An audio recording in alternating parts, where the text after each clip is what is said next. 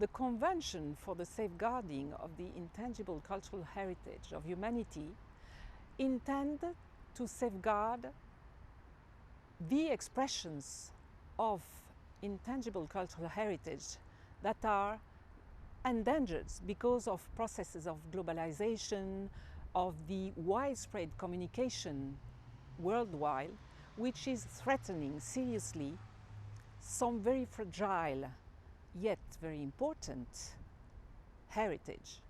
So UNESCO, because it is in charge of safeguarding intangible heritage and the rest of heritage, has elaborated this convention that is aiming to help the states to take the appropriate measures at the national level, but also to inscribe elements on the list, like on the World Heritage List, in order to show and to safeguard these elements. The Convention foresees two lists: the list for elements in need of urgent safeguarding and a list for elements that are in good wealth but are representative of the intangible heritage of humanity.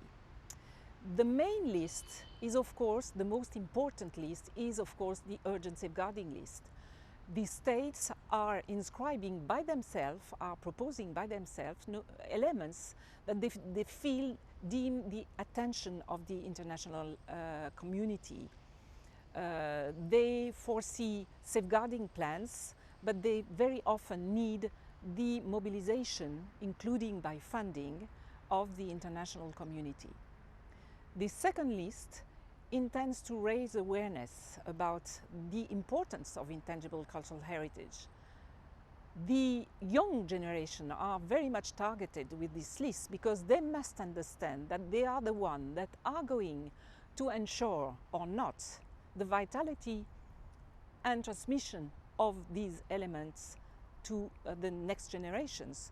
So we need also to show that intangible heritage is not only something at risk of disappearing, but also something that is embodied in the lives, in our daily lives. The elements are proposed by states, but states must ensure for each element they propose that they have the free, prior and informed consent of the communities. They are not allowed to propose an element without the consent of the community.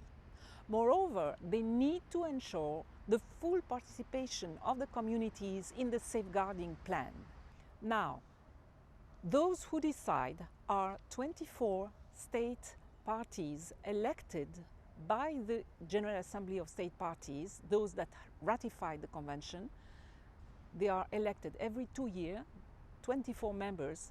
They are sitting in a committee and they are those who decide. To decide to inscribe an element, they must comply, the element proposed, the nomination must comply with very, very precise criteria that are different from one list to another. And the committee must ensure every criteria is met. If only a single criteria, for example, if the informed, free and prior consent of the community is not demonstrated appropriately, an element can be rejected. So the elements are not inscribed only if they are intangible cultural heritage. That is the first criteria, of course, but it is not the only one. There are 5 criteria for each list.